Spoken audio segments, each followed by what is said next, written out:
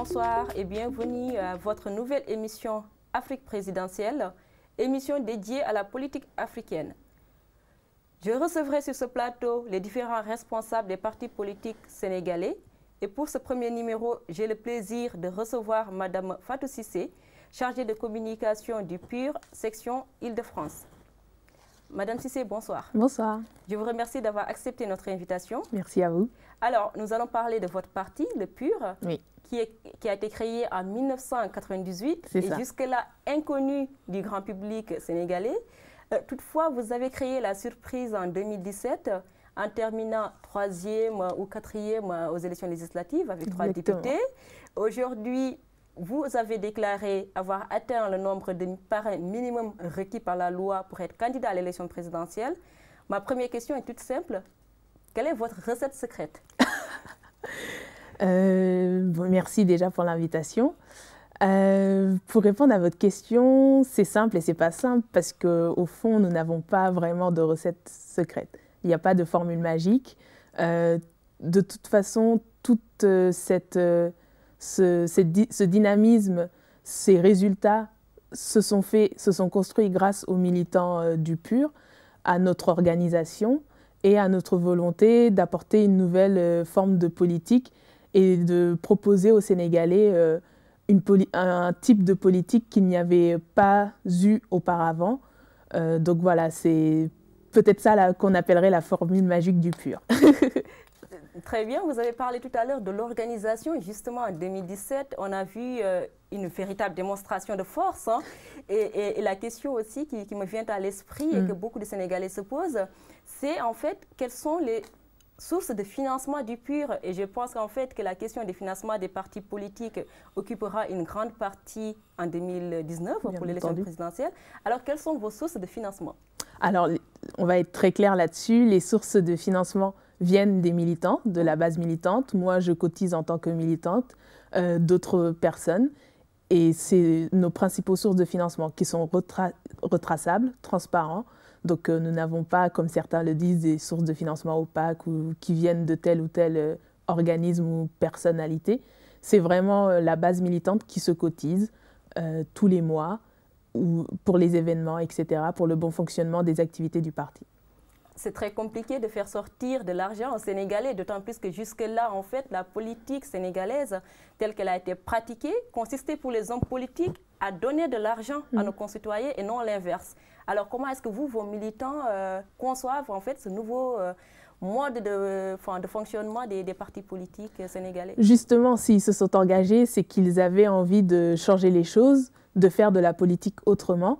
Et faire de la politique autrement, c'est passer par l'assainissement de toutes les activités au niveau de la politique, que ce soit du niveau de la base au plus haut niveau. Et cela se fait, c'est-à-dire, certes, comme vous le disiez tout à l'heure, que les Sénégalais ont une tendance à plutôt attendre que l'autre donne, mais déjà le fait de s'engager au sein du PUR et de montrer nos valeurs, tout ce qui nous entoure, ça permet justement de créer ce sentiment de vouloir contribuer au bon fonctionnement collectif tout en incluant toutes les personnes et de montrer justement aux Sénégalais que ça marche, qu'on peut faire de la politique d'une autre manière. Je vous remercie. L'autre question que j'ai effectivement envie de vous poser, c'est par rapport à l'actualité. Nous avons vu Serigne Moustapha Sy, qui est le leader de votre parti, envoyer un message fort à Touba et aussi dire que votre parti sera à l'élection présidentielle. Est-ce que du coup, on peut s'attendre à ce que la question religieuse, la question des confréries ou bien des consignes de vote refasse surface lors de la prochaine campagne présidentielle? Alors, je n'ai pas encore regardé la déclaration du président du parti, mais je pense que tout candidat, peu importe à son appartenance religieuse ou confrérique, fera un appel aux dignitaires religieux parce qu'ils font partie de ce pays. Ce sont des personnalités morales qui ont un droit de regard et qu'il faut écouter et respecter. Donc, l'aspect religieux, bon, peut-être que ça a démarré pour ces élections-là, les législatives de 2017, mais aussi pour 2019, mais précédentes élections, il n'a jamais été question de telle ou telle religion, etc. Donc nous ne sommes pas un parti religieux, nous attendons pas d'avoir une sorte de prédication, c'est-à-dire ce qu'on appelle le niggle, pour commencer à travailler, à faire des alliances, etc. Nous continuons dans notre dynamique sans attendre que tel ou tel parti, personnalité fasse un appel à ses disciples ou pas. Mais justement, en même temps, nous travaillons avec tous les organismes de la société civile, religieuse ou autre, parce que ça fait aussi partie du Sénégal, c'est le visage de tous les Sénégalais. Et quand on veut être amené à diriger un pays, il faut être représentatif de toute sa population. Donc oui, effectivement, je suis assez d'accord avec vous. De notre côté, vous avez quand même un leader politique qui appartient à une confrérie et qui est également le leader des Moustachidines, et donc qui est d'ailleurs très respecté au Sénégal.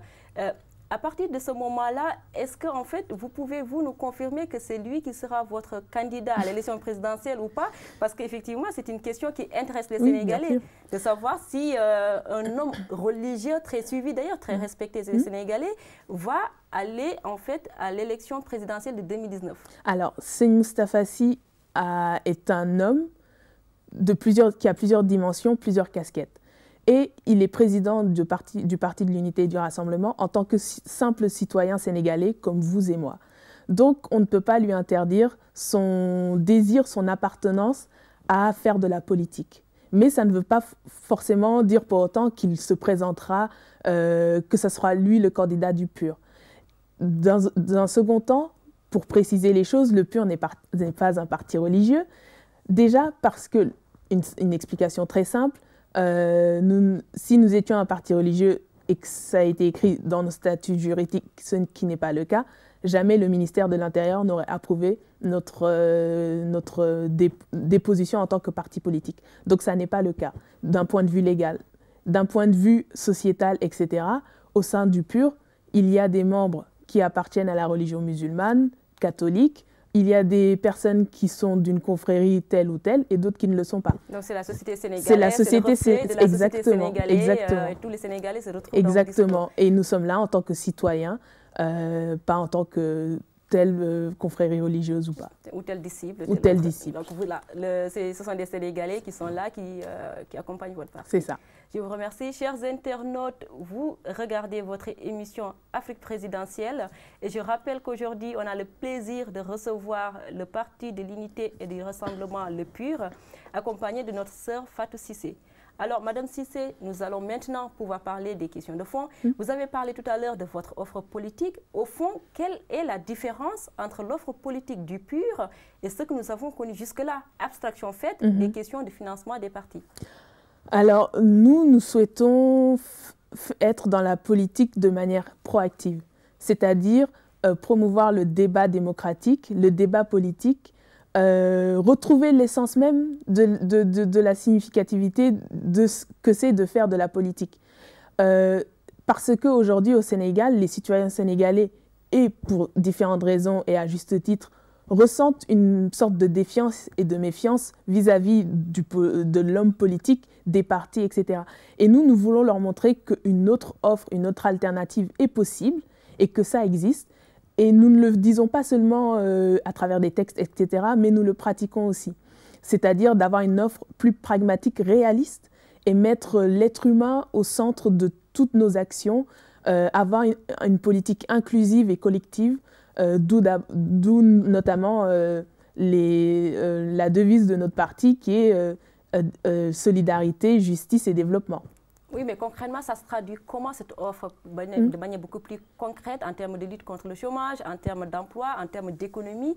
Comment est-ce que concrètement vous allez traduire, votre devise dans la vie quotidienne des Sénégalais? Oui, très bien. Bon, je ne vais pas empiéter un peu sur ce que le bureau politique est en train de travailler sur l'offre programmatique du parti.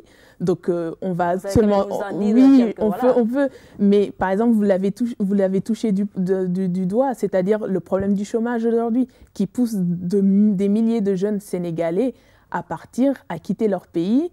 Ce problème migratoire qui est un fléau mondial, mais qui touche surtout les pays sahéliens, parce que, et donc le souci, c'est de se dire, le jeune part pour se réaliser ailleurs. Or, il ne peut, dans sa tête, il ne peut pas se réaliser dans son pays, là où il vit. Et c'est ça, en fait, qui est dommage, qui est terrible.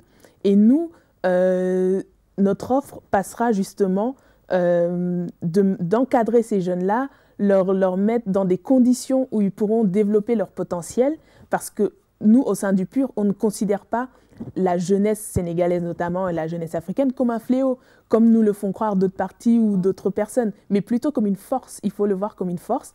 Et donc, nous allons axer notre politique au niveau de la jeunesse, au niveau économique, que ce soit à travers le développement agricole, des écoles d'excellence, etc., mais aussi apporter des dispositifs de base, que ce soit au niveau sanitaire, éducatif, etc., pour un développement inclusif, c'est-à-dire plus que chaque jeune puisse se retrouver dans votre politique, dans votre manière de faire. Mais chaque jeune puisse se développer, c'est un développement personnel. C'est-à-dire, on ne peut pas rester dans un pays où un jeune qui a peut-être arrêté ses études à l'âge de 12 ans, il y en a terriblement plein, qui ne se voit pas sans alternative. Il ne sait pas quoi faire, il n'a aucune formation. Et ça, c'est dommage. C'est-à-dire, c'est la jeunesse de demain. Nous, le PUR, notre offre, ce n'est pas forcément de construire le Sénégal d'aujourd'hui. C'est de voir au-delà pour les futures générations. Exactement, le Sénégal de 2030, de 2050. Et on veut mettre en place justement ces bases pour que de nouvelles bases se forment, qui soient plus inclusives au niveau de l'être humain et que chaque personne, chaque couche sociale puisse s'épanouir dans son propre pays. Et donc, en fait, ce n'est pas ce que fait le gouvernement actuel ou vous estimez que c'est insuffisant? Pour nous, au vu d'aujourd'hui, à l'heure du bilan, on peut tirer les bilans.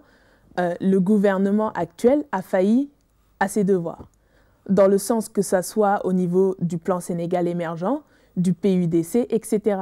C'est-à-dire comment on peut se dire qu'on va arriver à développer un pays en étant tout le temps dans la planification d'urgence. Ça n'est pas possible, ça n'est pas vivable, ce n'est pas durable. Pour tout secteur, agricole, sanitaire, énergie, etc. Ça se voit sur l'exemple de l'électrification. On est tout le temps dans l'urgence.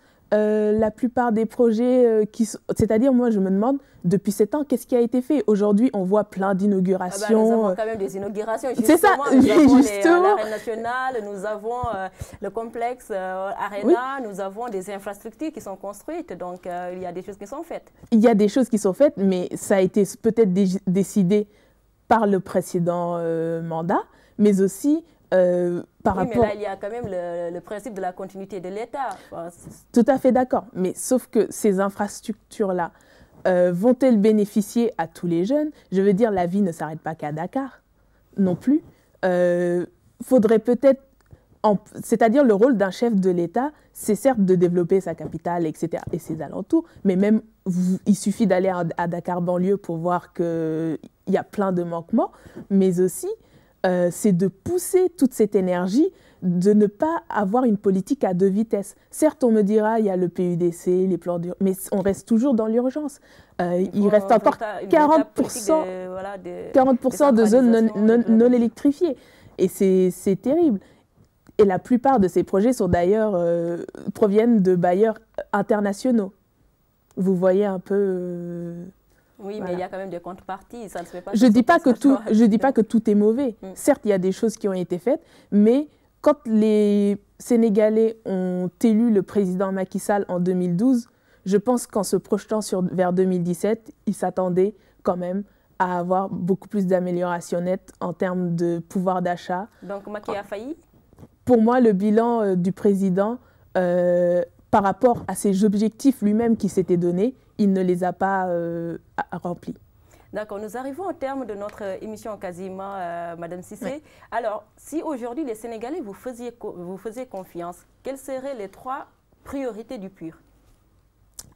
Alors, bon, je vais encore empiéter un petit peu sur l'offre que le bureau politique va proposer, mais je pense que ça sera sur l'aspect déjà retrouver un état de droit, une justice sociale sur le plan démocratique et au fonctionnement sociétal, faire que la population sénégalaise aussi se responsabilise, c'est-à-dire changer les mentalités, dire aux Sénégalais, OK, ton action a des conséquences.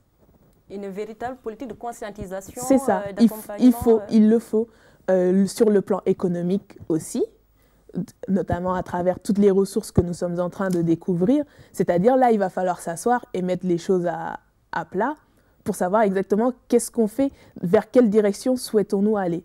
Notamment, je prends l'exemple du pétrole et de ses ressources. J'entends souvent, aujourd'hui, on parle du pétrole, etc.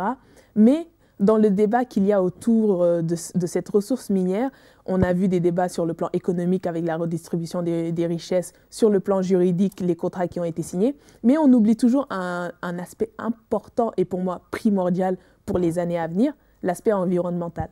Personne n'en parle. Il y a quand même certains opposants qui en ont parlé, peut-être suffisamment pas, mais il y en a. Suffisamment pas. Vous pensez que le gouvernement Macky Sall n'en tient pas suffisamment compte de la question environnementale? Pour l'instant, on n'a rien vu par rapport, enfin, je veux dire, comment, c'est-à-dire, il faut dire aux Sénégalais, certes, ça va nous rapporter de l'argent, des ressources, mais les conséquences qu'il y a derrière, c'est-à-dire les reflux de pollution, de pétrole dans les mers, nous aurons des espèces en termes de ressources halieutiques qui vont disparaître. Et tout ça, positif nécessaire pour encadrer. Exactement, pour encadrer et pour aider les populations, notamment je pense aux pêcheurs et leurs familles qui sont touchées de manière indirecte ou directe par les ressources maritimes. Comment justement on va essayer de leur donner une alternative en cas d'exploitation malsaine de ces ressources-là. Donc tout ceci sera proposé autour d'un programme qui sortira très bientôt. Et là, on aura un débat démocratique avec tous les partis, tous les Sénégalais. Chacun donnera son avis. Parce que aussi, pour pouvoir avancer, il faut une inclusion collective de tous les avis, toutes les bonnes pensées, pour que les gens puissent faire avancer ce cher pays qu'est le Sénégal. Alors, donc, quel est votre mot de la fin pour les Sénégalais? Mon mot de la fin, c'est déjà de ne pas sous-estimer ces futures échéances vers lesquelles nous arrivons, d'aller voter, d'aller retirer leur carte d'électeur, c'est-à-dire faire d'abord leur devoir de citoyen, puis après, d'essayer d'avoir une sorte de critique vis-à-vis de tout ce qui leur sera proposé, peu importe le parti, peu importe la personnalité, et de se responsabiliser déjà et se dire déjà de prendre conscience que mon vote pèse. Une véritable conscience citoyenne. C'est ça. Madame Cissé, merci beaucoup. Merci à vous. J'étais très heureuse de vous recevoir sur ce plateau. Merci pour votre invitation. Chers internautes, je vous remercie beaucoup de nous avoir suivis et merci également à notre invitée, Madame Cissé. Merci également à l'équipe technique de ADN, Afrique Diaspora News. Quant à moi, je vous donne rendez-vous très bientôt pour un second numéro de notre émission Afrique présidentielle.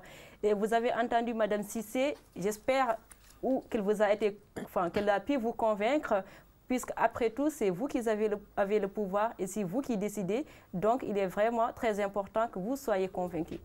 Merci beaucoup.